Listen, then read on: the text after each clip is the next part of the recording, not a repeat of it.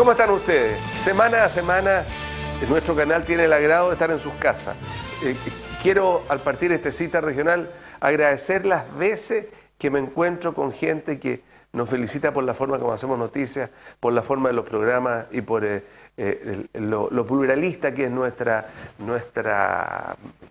en general nuestras conversaciones. La hoy día no es tanto porque uno de los panelistas tuvo una cuenta pública ayer y parece que fue muy regacto y hoy día no alcanzó a llegar don Mauricio, así que lo vamos a retar a Viñambre. Pero quiero saludar en primer lugar al diputado don Luis Pardo. ¿Cómo está, diputado? Que no Muy bien, Rodrigo, gusto saludarte. Lo he visto por todos lados ahí.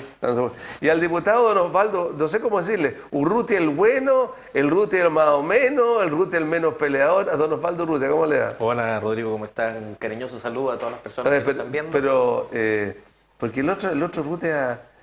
Pucha causa resquemora.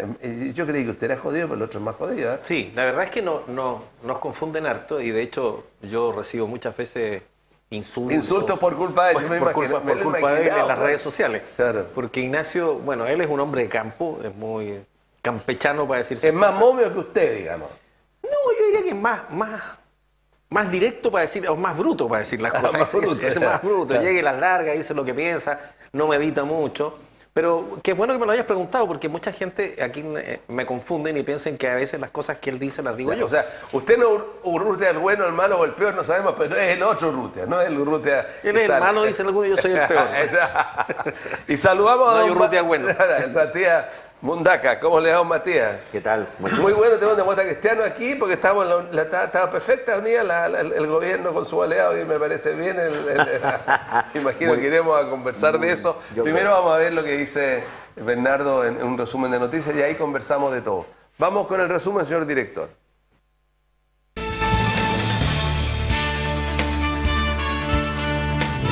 La Comisión de Hacienda de la Cámara de Diputados aprobó, con el decisivo voto de 2 integrantes de la Democracia Cristiana, la idea de legislar la reforma tributaria del gobierno, luego de 8 meses desde que el proyecto ingresó al Congreso. El Ministerio de Obras Públicas dejó sin efecto el proyecto del gobierno anterior con Abertis, que implicaba 8 obras para mejorar accesos a Valparaíso y Viña del Mar. Según explicó el ministro de la cartera, fueron razones económicas las que primaron para cancelar las obras en la Ruta 68. La Asociación Nacional de Magistrados sostuvo una reunión con el presidente de la Corte Suprema, Haroldo Brito, para exponer su preocupación en torno a la crisis que vive el Tribunal de Rancagua y presentarle la idea de llevar a cabo una reestructuración al interior del Poder Judicial. En 3 votaciones distintas, con 8 apoyos a favor y 5 en contra, la Comisión de Salud de la Cámara de Diputados validó las 3 causales del proyecto unido de eutanasia y cuidados paliativos que se tramita en el Congreso Nacional.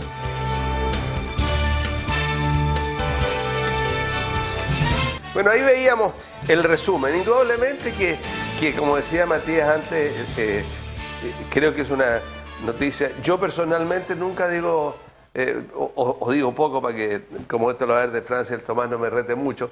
Yo siempre trato de mantener la presidencia, pero aquí yo voy a hacer un comentario. No sé si ustedes se acuerdan, pero hubo una época en este país, en los años 60, en que habían algunos que decían que no le vamos a dar la sal ni el agua al gobierno y eso fue empantanando las cosas. Y el concepto ese de que con apoyo de la democracia cristiana se pueda legislar, si el ánimo para legislar, si para eso están los parlamentarios. Quiero partir con usted, don Matías. Bueno, sí, ha producido algunos problemas esta decisión de la democracia cristiana. Creo que tiene 3 aspectos. Uno, el aspecto propiamente legislativo, de técnica legislativa, que algunos han sostenido que no se podía, digamos, aprobar la idea de legislar por diversos problemas que contiene el proyecto de reforma. ¿Por qué? A ver, ¿por qué? Porque objetivamente representaba, digamos, un retroceso respecto a las reformas que se habían aprobado el año 2014. Y porque de alguna manera u otra eso implicaba necesariamente un distanciamiento, ¿no es verdad?, con el resto de la oposición. Ese es uno de los efectos. El otro de los efectos efectivamente es un problema con el resto de la oposición, en que la democracia cristiana se ha situado siempre en la oposición, pero ha dicho claramente que en algunas materias, ¿no es cierto?, va a tomar decisiones que según convenga al interés del país. Naturalmente que eso produce también digamos, algunas reacciones, digamos, un poco emocionales del resto de los que fueron los partidos que soportaron el gobierno anterior. Y eso es lamentable, es uno de los efectos poco deseados de la decisión. ¿Soportaron? Sí, soportamos un gobierno con muchas dificultades, pero llegó a buen término ese gobierno. Como un pasapalabra, Real Academia Española puede dar la soportarla para tal. Una cosa es mantener y otra cosa es soportar. Soportar desde el punto de vista emocional puede significar, claro, puede significar que uno diga, por Dios, te estoy soportando tanto que te portas mal. Pero soportar lo veo de la perspectiva del apoyo político que había a ese gobierno. Pero yo creo que estos problemas pasan porque estamos en un cambio de época, porque han terminado algunos ejes que se venían dando en los últimos 30 o 40 años en el país, y efectivamente hay que analizar esos efectos y hay que verlos. Ahora, desde el punto de vista, a mí me podrá gustar o no la decisión que se tomó en la Cámara de Diputados, pero eso es un tema que hay que discutirlo al interior del partido, ver cuáles son los pros y los contras que tienen estas decisiones y los costos que va a significar esto en el futuro, porque esto va a tener costos indudablemente, y los costos los vamos a pagar. ¿Se acuerda de la tapa de la revista Ercilla en que salía Eduardo Frei en un vehículo zigzagueando para la derecha, para la izquierda, qué sé yo, y pedía Topaz y le decía, bueno, decíase, sea para la derecha o sea para la izquierda, digamos, una tapa de un Topaz hace 60 años atrás. Lo vi en las redes sociales, pero no, yo creo que la democracia cristiana tiene claramente perfilado a dónde quiere ir. Ahora, ¿cómo va hacia dónde quiere ir es el problema? Y no ¿Cómo vamos ahí? Eso no. ¿Cómo vamos a lograr el objetivo de reposicionar a la democracia cristiana, de tener, de afirmar su votación, de su representación? El camino es el discutible. El objetivo es perfectamente lícito. Todos los demócratas cristianos creemos que el partido tiene que aumentar su representación popular, aumentar su caudal político, aumentar su presencia, y por eso se está haciendo un congreso ideológico para definir ciertas materias que están en discusión. Ahora, si el camino es eso lo decidió la directiva del partido. Yo soy un militante disciplinado, a mí me podría gustar o no, pero es el camino que eligió el partido. ¿Qué opina usted, don Bueno, Luis? yo creo, en primer lugar, que yo no creo que esta decisión de la democracia cristiana sea un retroceso respecto a la reforma. Yo creo que justamente hay un consenso general en que las reformas que impulsó el gobierno anterior fueron reformas muy desprolijas en muchos sentidos, y que en el caso de la reforma tributaria en particular tuvo como efecto, ¿no es cierto?, una baja importante en el crecimiento del país. Crecimos en promedio al 1,7% anual, tuvimos durante 4 años consecutivos crecimiento, o sea, inversión negativa. Al inicio de este gobierno tuvimos un repunte, pero evidentemente la estructura tributaria del país tiene frenado las posibilidades de inversión y desarrollo económico, que son la base para poder posteriormente tener desarrollo e integración social. ¿Y qué opina, por ejemplo, lo que dice algunos diputados de su mismo distrito y de la oposición que plantean de que esta reforma está favoreciendo al 1% más rico, digamos, le está quitando... Yo creo que es un eslogan poco serio, porque una cosa es que, como parte de la reforma, las grandes empresas tengan incentivos a la inversión, que ellos los ven de otra forma, pero también la reforma contempla, por ejemplo, importantes avances en materia de las pymes, contempla temas como, por ejemplo, la disminución de contribuciones para los adultos mayores, contempla una simplificación del sistema, que yo creo que es parte de lo más importante, porque hoy día tenemos un sistema que ni los propios autores del sistema lo saben explicar. El Servicio de Impuestos Internos ha gastado kilos de papel en interpretar la reforma, y esa inseguridad, esa incerteza, no solo a los grandes, sino que también a los pequeños empresarios, genera una tranca en la economía. Ha generado riqueza. Ha generado riqueza de los contadores auditores, digamos, los contadores generales. Yo no sé si ellos mismos están de acuerdo, el Colegio de Contadores Auditores y el Colegio de Contadores de Chile han estado de acuerdo. Porque para poder interpretarla, digamos, hay que mejorar, ¿no es cierto?, la reforma tributaria. Ahora, en la parte política, yo no creo que los costos para la democracia cristiana sean mayores haciendo lo que hizo, que habiéndose quedado siguiendo las aguas del Partido Comunista y del Frente Amplio. Yo creo que ¿el gobierno les va a ofrecer algo? No, yo no creo que alguna embajada, qué sé yo? No, yo no creo que sea ese tipo de negociaciones las que estén sobre la mesa. Yo creo que la democracia cristiana tiene la posibilidad de marcar un sello, porque obviamente va a aprobar la reforma en la medida que sean acogidos algunos de sus planteamientos, y de desperfilarse respecto de quienes quieren, como tú decías, negar la sal y el agua, y dar esta imagen que yo creo que es bastante negativa, en que lo único que los une es negarle la sal y el agua al gobierno o oponerse al gobierno, en circunstancias que el país hoy día espera mayor capacidad de acuerdo, mayor capacidad de resolución de los problemas, y no me cabe ninguna duda que la democracia cristiana, al acoger la idea de legislar, está pensando en aprobar en general el gobierno, pero introducir también su propio sello en muchos de los temas que se van a debatir en la reforma, y por lo tanto yo no creo que los costos, por el contrario, la democracia cristiana tiene mucho que ganar en el sentido de sumarse a una iniciativa por la cual una amplia mayoría además aprobó y votó a favor de este gobierno, que seguirle las aguas y las inclinaciones un poco obstruccionistas a lo más duro de la izquierda, donde cohabita, ¿no es cierto?, el Frente Amplio, el Partido Comunista, un sector de la ex concertación. Cohabitan, no coevita, cohabitan. Cohabitan y pareciera que de repente se unen solo en torno a la negación de la idea de legislar y de oponerse al Osvaldo, gobierno. pero del punto de vista de la forma como se ve en el Parlamento, en la Cámara misma, no fue hay un quiebre ya en la oposición que le puede favorecer al gobierno, que el gobierno viene en caída libre en las encuestas, o sea, viene en una caída libre mucho más grande que la que tuvo Bachelet en el primer año. Mira, yo veo al interior de la Cámara de Diputados, uno lo aprecia todos los días y porque tiene relación con la gran mayoría de parlamentarios, que sí, hay diferencias notables ideológicas. ¿Ya? Los frente amplistas y los comunistas, los frente amplistas, a mi juicio, han actuado y han votado como neocomunistas. Frente Amplio, la mayoría de la gente del Frente Amplio, salvo uno o dos, en que rescato a Vlado Milosevic, sí, que es más liberal, pero la otra gran mayoría, el resto de los Frente Amplistas son neocomunistas. Y ¿Jackson también? Jackson también se salva un poco, aunque tiene un sesgo estatista muy fuerte.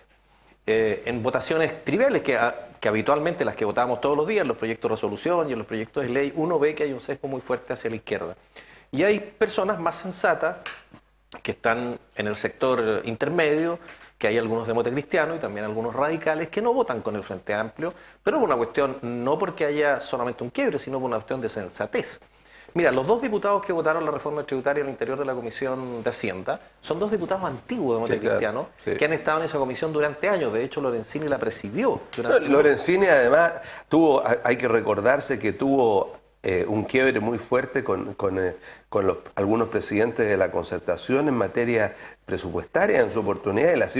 Y que para qué decir José Miguel Ortiz, son tipos respetables. Son tipos que llevan, o personas que llevan muchos años en esta comisión, que tienen experiencia, que son, yo diría, los dos parlamentarios de la democracia cristiana que más saben en materia tributaria y que participaron también en la reforma del año 2014, que ellos mismos criticaron muchas de las cosas que se incorporaron a esa reforma.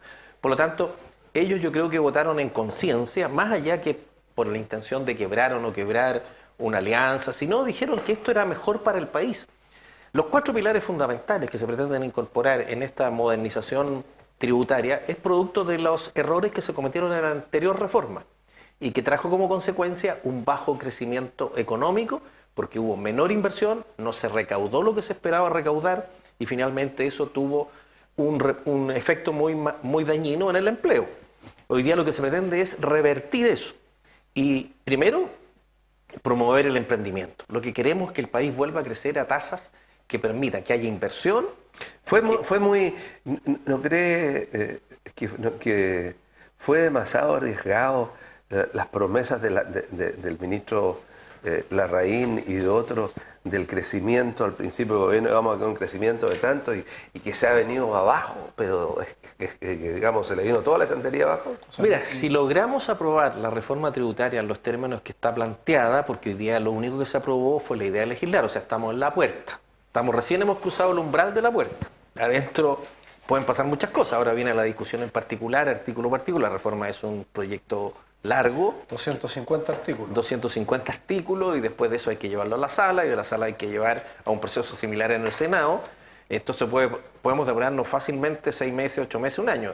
Entonces vamos a ver destinados 2 años de este gobierno a debatir sobre un tema que es fundamental para el crecimiento económico, para generar mayor empleo e inversión. Matías, pero tú tienes, entiendo, una relación o un trabajo legislativo con la bancada democrática cristiana.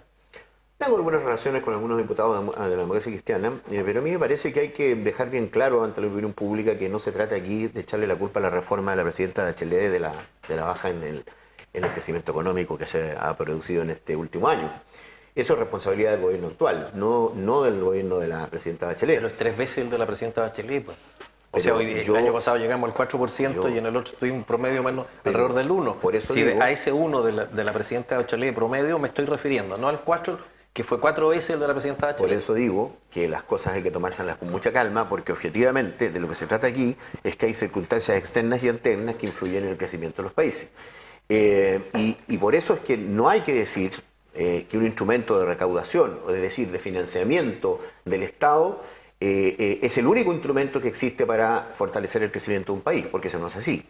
Y definitivamente de lo que se trata en esta reforma, que hay algunas cosas que evidentemente hay que mejorar de la antigua legislación, objetivamente son peligrosas, y eso es lo que ha dicho la democracia cristiana, que ellos no están disponibles, que nosotros no estamos disponibles para, por ejemplo, no es verdad, rebajarle el impuesto a la renta a los grandes ingresos de este país.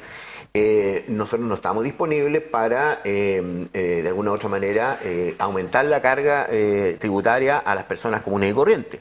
Nosotros estamos porque estos sean impuestos progresivos, que la gente que gana más contribuya más, y por el contrario, quienes ganan menos reciban el producto del impuesto que se recauda. De manera que decir que la reforma tributaria de la presidenta Bachelet produjo una baja en el crecimiento, bueno, eso entiendo que no es cierto. La situación ha sido influida por cuestiones internacionales, y claramente de lo que se trata hay que hacer modificaciones, hay que hacer mejoras en el sistema sobre todo respecto a las pymes, que es muy importante, ¿no es verdad?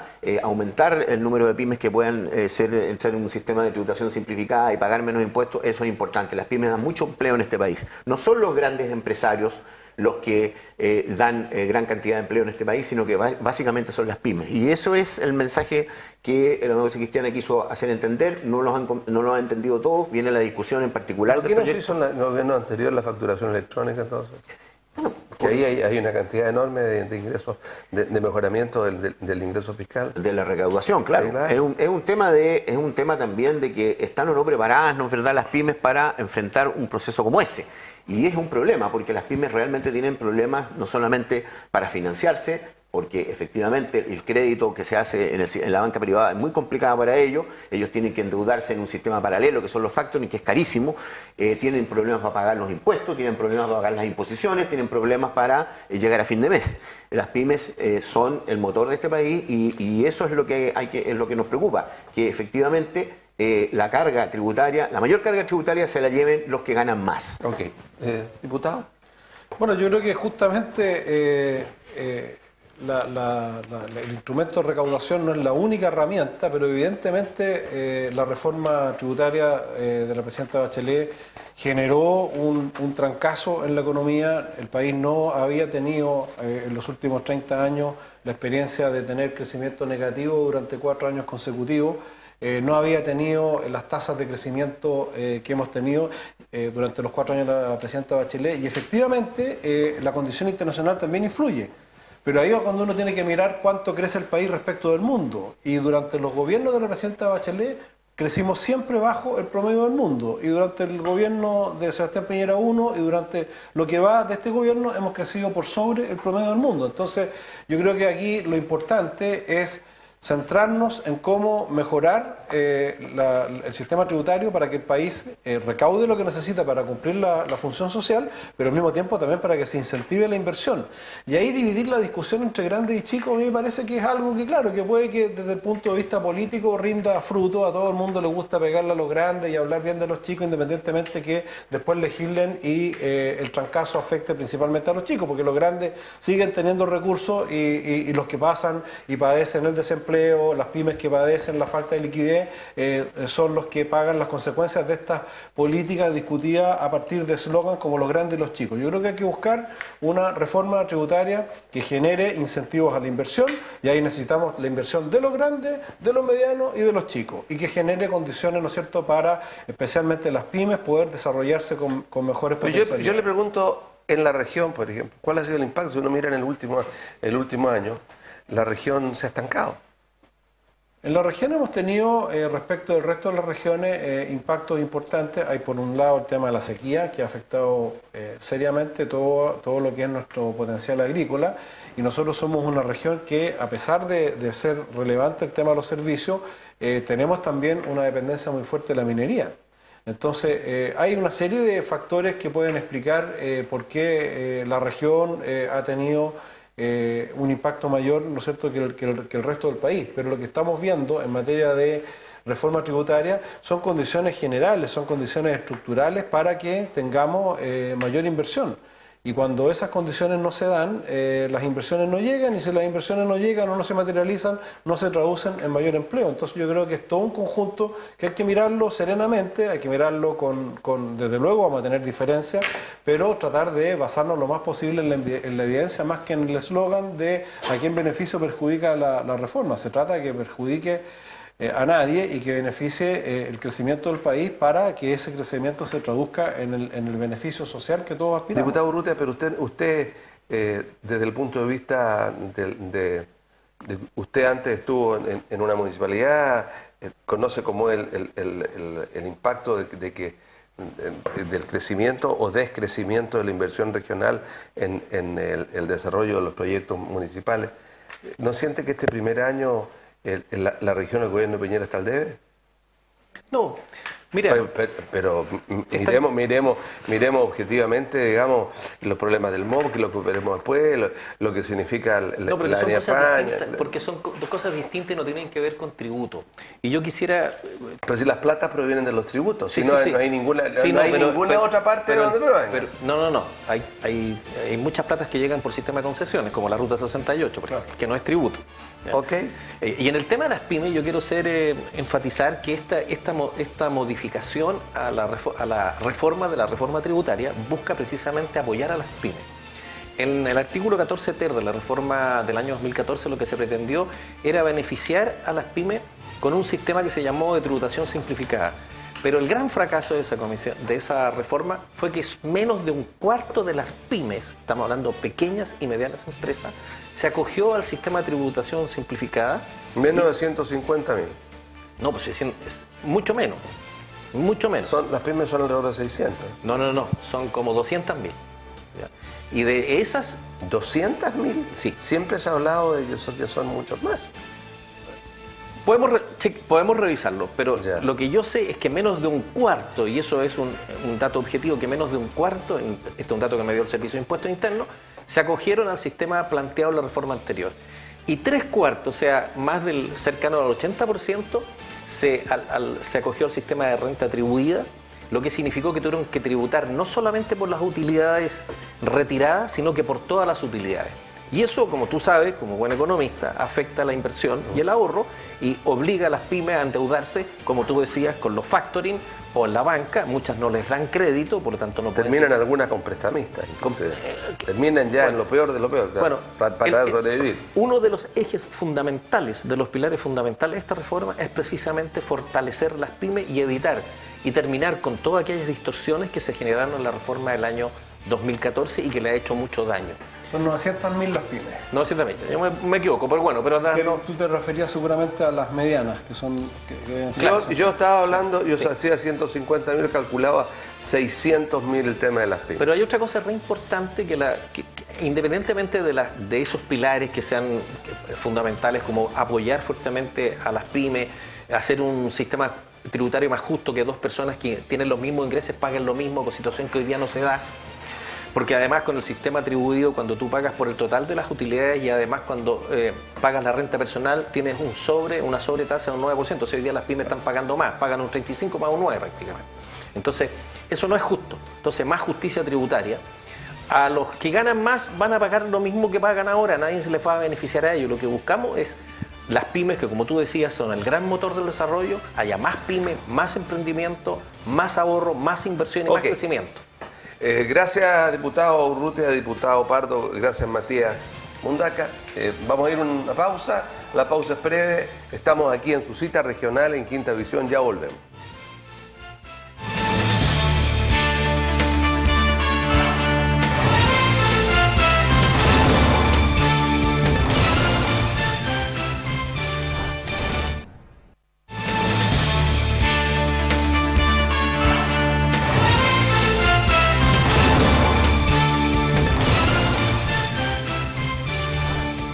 Continuamos en la segunda parte de esta cita regional. Lamentablemente las cosas que se conversan son sabrosas, pero no podemos salir con ellas al aire porque en realidad podría ser complicado.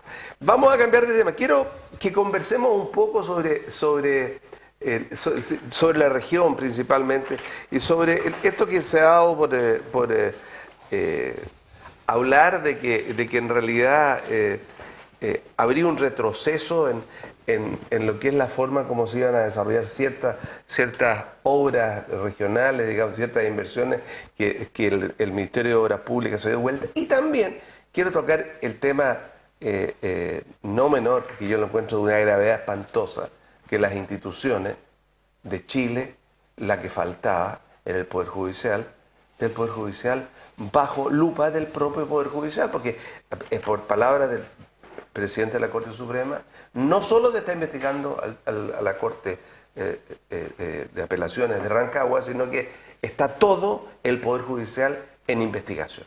Quiero que partamos con, no sé si con lo segundo, creo que con lo segundo, Matías.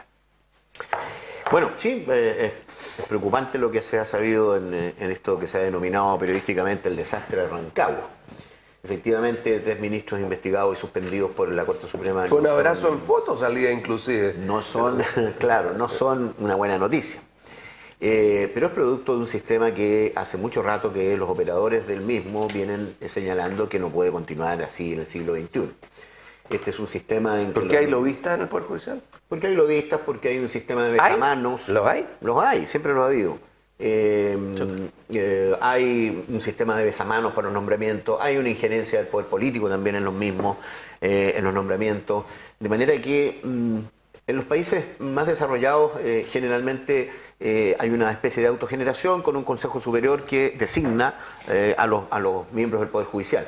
Y no hay esa injerencia política que tarde o temprano llega a ser indebida y llega a ser inapropiada y llega a ser sospechosa. Lo importante es que el Poder Judicial, como poder y como un poder independiente del Estado que está a cargo de resolver los conflictos y de aplicar la ley, lo que es muy importante, aplicar la ley al caso concreto, es decir, nos afecta a todos nosotros, al ciudadano de a pie, al empresario, a todos afecta la administración de justicia. Por eso es que efectivamente hay que, como ha dicho la presidenta de la Asociación Nacional de Magistrados, efectivamente hay que meterle mano al Poder Judicial. Yo le pregunto el punto de vista suyo como abogado, ¿no le parece que es un despropósito que esta cuestión se empieza a hacer, se hace más delicada por aquellos que vienen a reemplazar, de que la Corte de Apelaciones de Rancagua, la nueva conformación de la Corte, haya decidido revisar o dejar en nada las causas que estaban en acuerdo, que habían participado?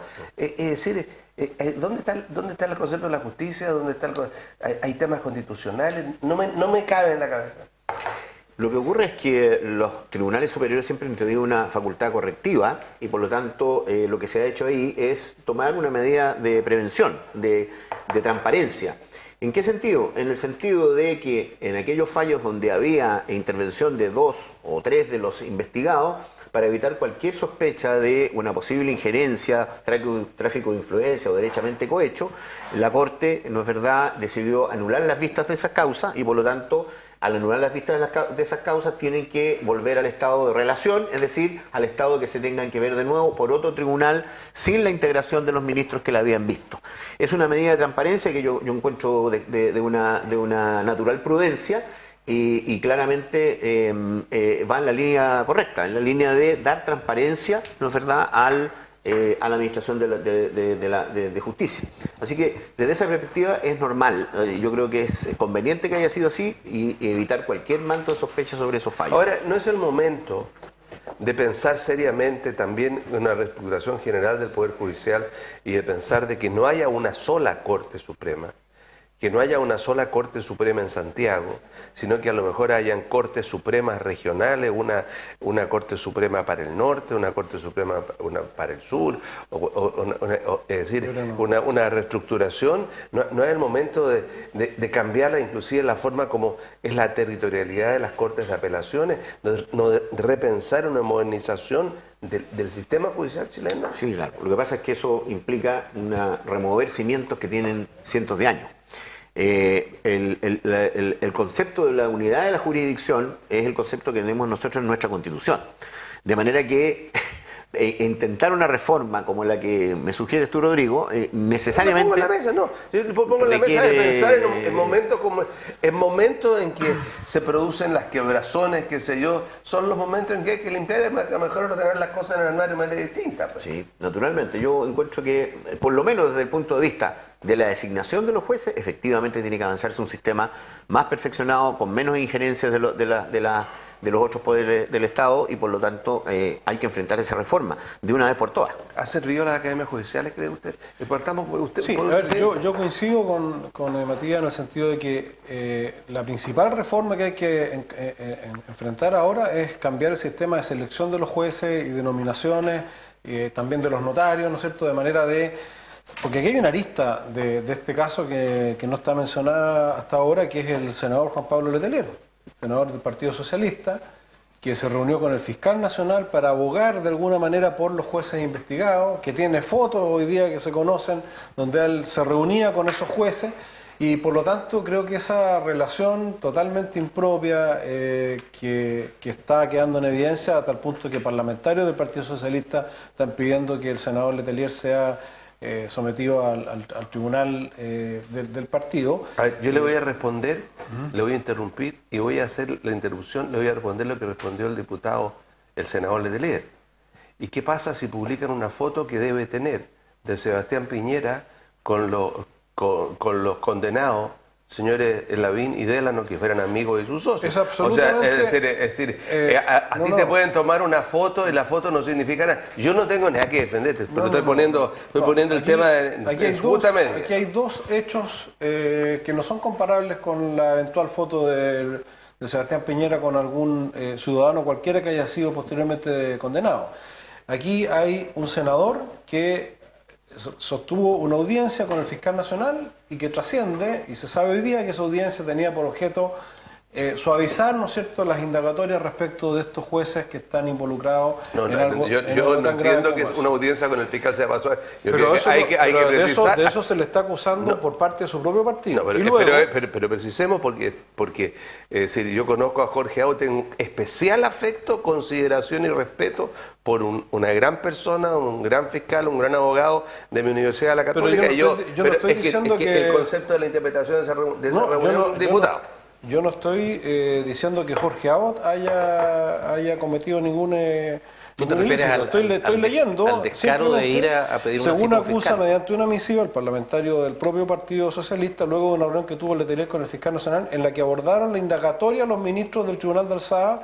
El Ministerio de Público cambió el persecutor que investigaba a los abogados cercanos al parlamentario. Esa información de Radio Bio Bio. Bueno, pero Radio Bio Bio hay que ver la información de la Fiscalía, diputado. La Fiscalía informa que lo que ha informado la Fiscalía es que es una reunión como existen habitualmente, que piden y que la Fiscalía, el fiscal nacional u otra autoridad tiene que hacer, como también aparecía, por ejemplo, el señor diputado Urrutia al lado del contralor Bermúdez a propósito de la Municipalidad de Viña, y nadie diría que él estaba tratando de influir en cualquier cosa porque estaba planteando de que la forma de ver o analizar los estados financieros públicos fuera de Haití. Entonces, Pero precisemos las cosas de la... Nuevamente estás comparando dos hechos distintos. Yo estoy... Audiencias de parlamentarios con autoridad. Al igual que varios parlamentarios de su propio partido, yo creo que esto es un tema que debe indagarse e investigarse. Estoy de acuerdo. Y creo que da cuenta, además, de una relación que es inconveniente en la generación, ¿no es cierto?, de los cargos, la intervención del poder político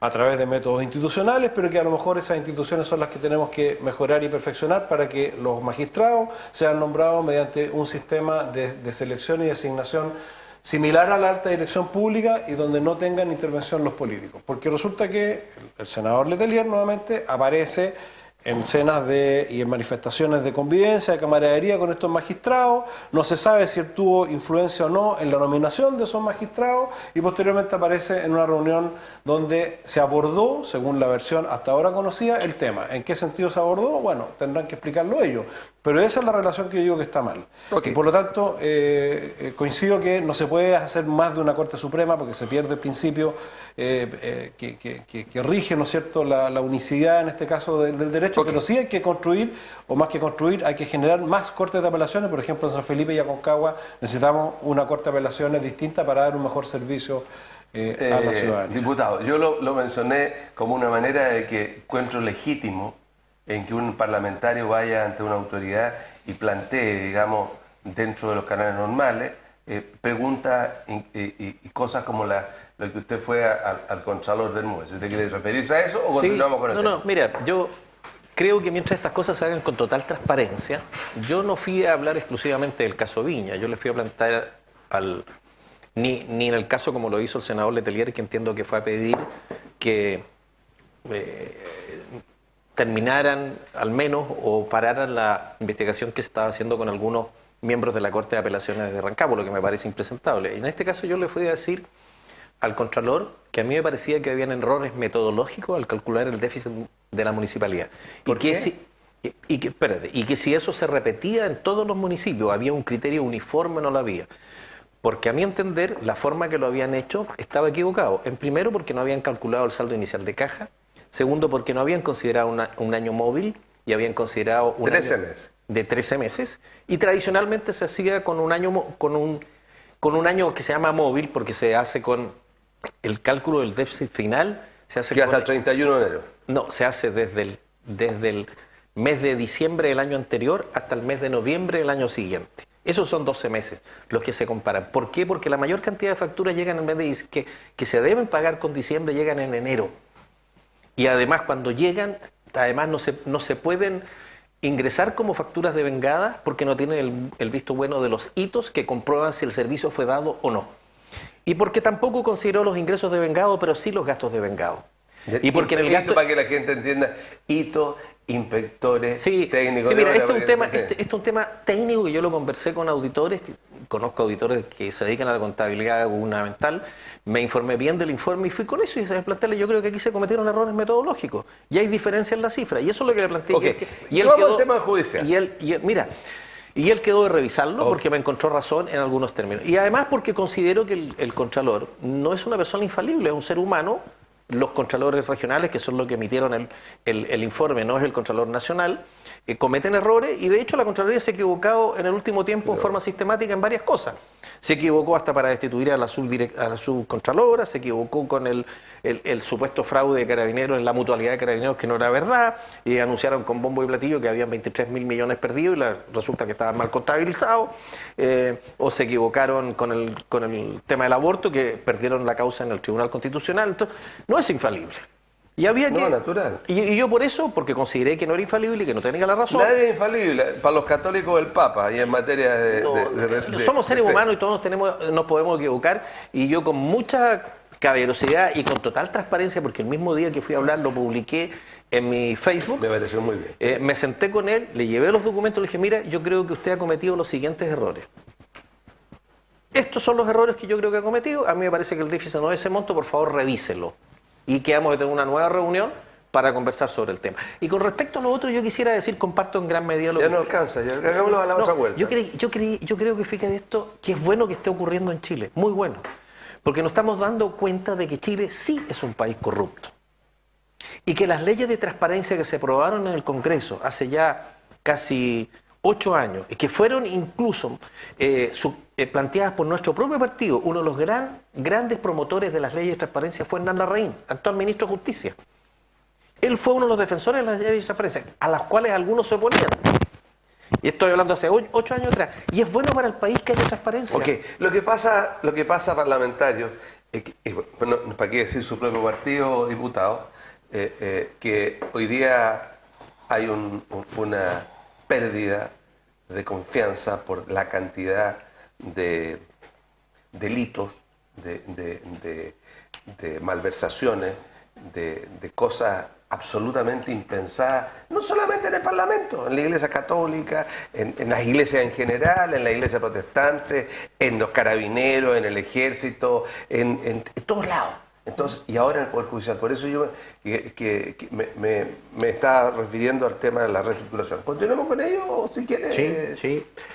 Bueno, mire, mientras las entrevistas sean públicas, se registren en la ley del lobby y sea claro cuáles son los temas que se tratan en esas entrevistas, no hay, en principio, ninguna objeción desde el punto de vista legal en que una autoridad o miembro de un poder del Estado se entreviste con otra autoridad del poder del Estado. Y entiendo que en el caso del senador Letelier, lo que ocurrió fue que, a propósito de algunos fallos que no le gustaron mucho al persecutor de Rancagua, se habría iniciado esta investigación en contra de estos ministros. Y al parecer eso fue... Persecutor que le gusta mucho la televisión. Claro, sí, efectivamente. No olvidemos que también fue sancionado por la Fiscalía Nacional en un procedimiento disciplinario por no seguir las instrucciones que les daba el fiscal nacional. De manera que, al parecer, el objetivo de esa reunión, según se dice, es que efectivamente se fue a pedir por parte del señor Letelier transparencia o imparcialidad en estas investigaciones. Esa es la explicación técnica que se da y así está registrado en la entrevista y lo que ha dicho el fiscal nacional. De manera que probablemente no sea tan grave la situación como se ve, pero lo que sí es grave, y en eso tenemos que estar de acuerdo todos, es que haya jueces que hayan recibido depósitos de dinero, que hayan hecho gestiones en favor de parientes, que hayan hecho gestiones en favor de terceros, digamos, que son justiciables, que son parte de los juicios. Eso es corrupción.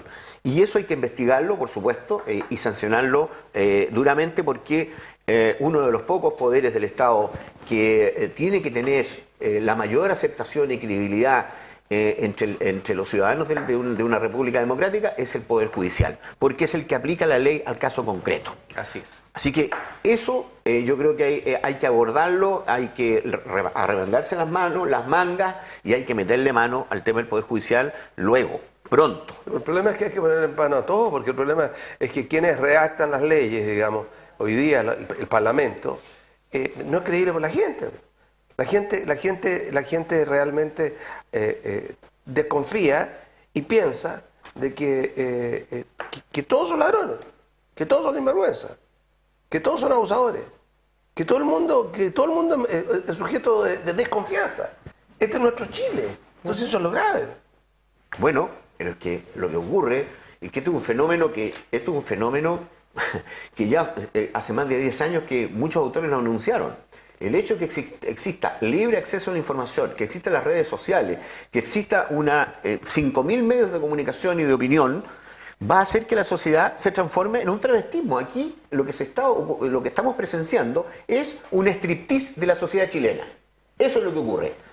Hoy día cualquier persona puede opinar lo que quiera a través de las redes sociales, puede presentar una foto de una persona realizando un acto, digamos, de carácter obsceno y puede ponerlo en la información pública. Y eso es producto del avance tecnológico. A eso tenemos que acostumbrarnos. Okay. O hay que tener una forma de parar este abuso de las redes sociales. Sí. Mira, para ser súper preciso, la plataforma de ley del lobby de la Fiscalía consigna que la reunión del senador Juan Pablo Letelier fue para, comillas, tratar las públicas diferencias que han mantenido algunos ministros de la Ilustrísima Corte de Apelaciones de Rancagua con el fiscal regional de la misma región. Lo que yo señalaba.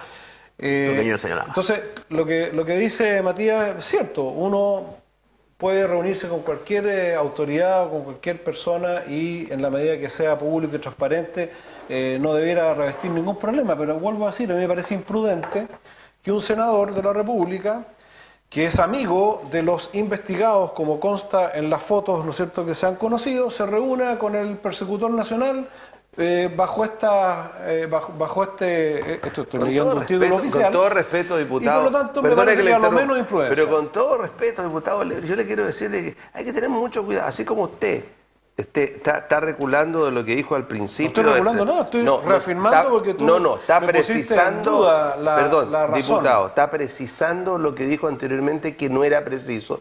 De la misma manera usted dice una cosa que no es real.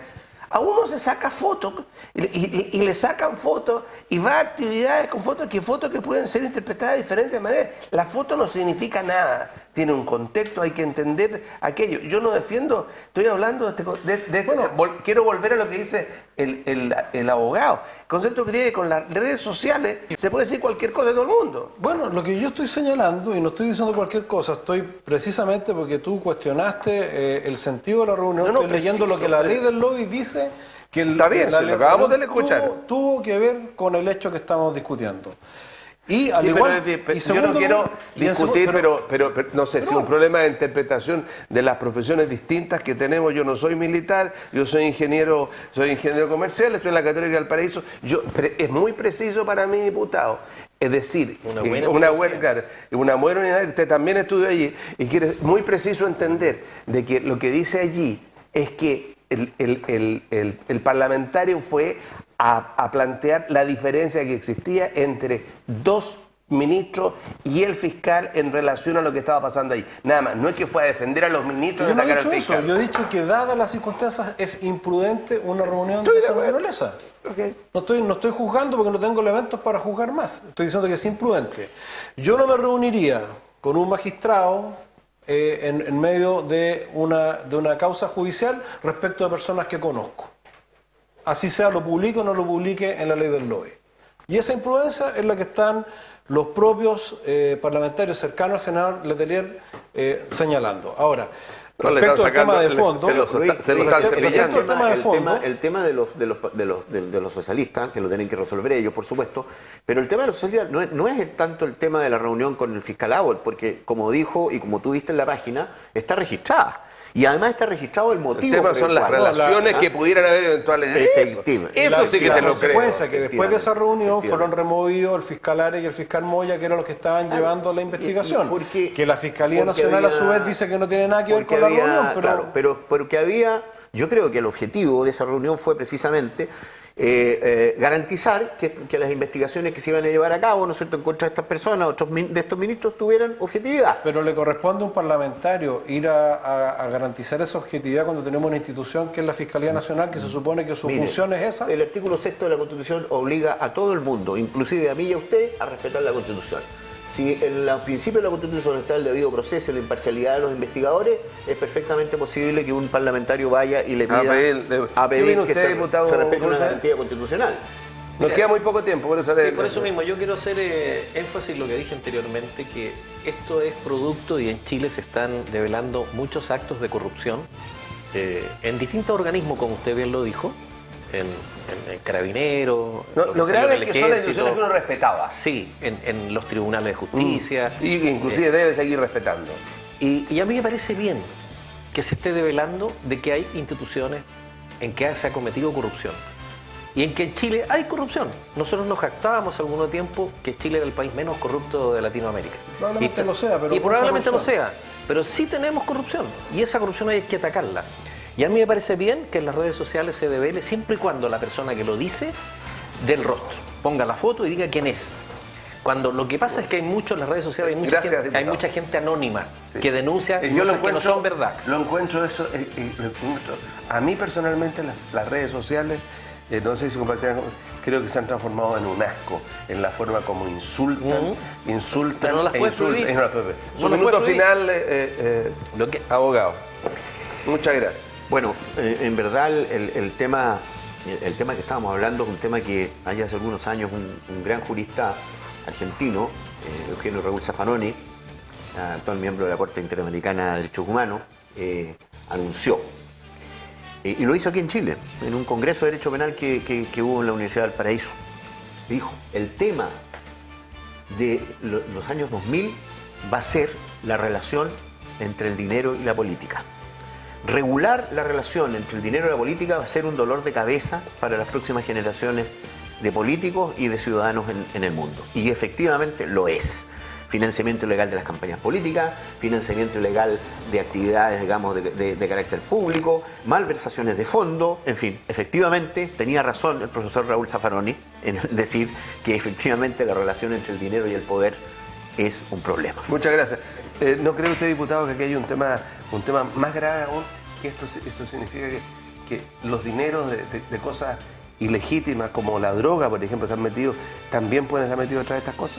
Por supuesto, y por eso mismo que yo coincido con Osvaldo, que acá lo importante es que hoy día tenemos la posibilidad de conocer las cosas que están pasando, que probablemente han pasado siempre, solo que antes no las sabíamos, y estamos todos en vitrina, y eso obliga a la prudencia y obliga a actuar con mayor prolijidad en todos nuestros actos, quienes tenemos responsabilidades públicas, y obliga también a ir educando a la ciudadanía en torno a esta nueva realidad, porque de otra forma pasa tu legítima preocupación de que las instituciones que más respetamos, que más queremos y que tienen importancia en mantener nuestro Estado de Derecho, en mantener nuestra condición civilizatoria, ¿no es cierto?, se nos pueden desplomar si no tenemos la capacidad de demostrar que junto con saberse que pasan estas cosas tenemos las capacidades de reaccionar, sancionar y corregir el rumbo, ¿no es cierto?, para que no lleguemos a los estados que probablemente en otros países los niveles Muchas gracias, son gigantescos. diputado. Para el diputado Urrutia, su minuto final. Bueno, decir un tema absolutamente distinto que se ha empezado a discutir en la Cámara de Diputados, el tema de la eutanasia. Y a mí me parece, o el tema de los cuidados paliativos para las personas que están en un estado terminal. Yo creo que hay una discusión valórica muy fuerte en que algunos prefieren de que a la persona que está desahuciada y a punto de morir se le ponga una inyección para que fallezca y deje de sufrir, y hay otros que pensamos que la forma es que esa persona termine su vida en forma digna, a través de lo que se ha llamado el proyecto de ley de cuidados paliativos, y que significa darle compañía a la persona, apoyo psicológico, alivio para el dolor y una serie de otras cosas que constituyen en su entorno para él y su familia un buen morir. Es un tema que se va a discutir en la Cámara, probablemente en las próximas semanas, y que yo creo que es bueno que las personas pongan atención. Hay una diferencia tremenda entre ser partidario de la eutanasia y de dar un buen morir y cuidados paliativos. Muchas gracias, diputado Urrutia, muchas gracias, diputado Pardo, muchas gracias, abogado Mundaca. Y usted que nos está mirando, le agradecemos de que esté en nuestra sintonía. Nuestro programa, nuestro canal trata de que haya equilibrio, de que haya pluralismo y que todos los temas que están pasando, usted los tenga también allí, en su casa. Que estén ustedes muy bien.